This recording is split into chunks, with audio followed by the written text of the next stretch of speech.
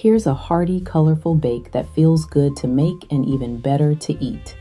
My Southwestern sweet potato and black bean casserole. You'll need orange sweet potatoes, black beans, diced yellow onion, corn, chopped spinach, and a few seasonings.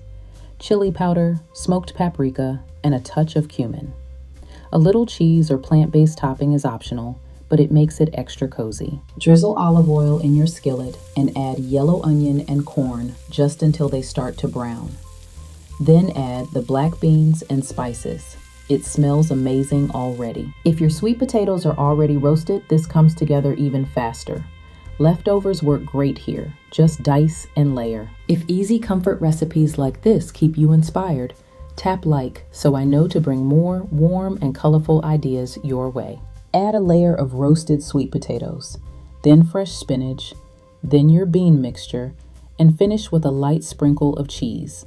Bake until the edges bubble and the top turns golden. Just look at that. Tender sweet potatoes, spiced black beans, and a hint of melted cheese.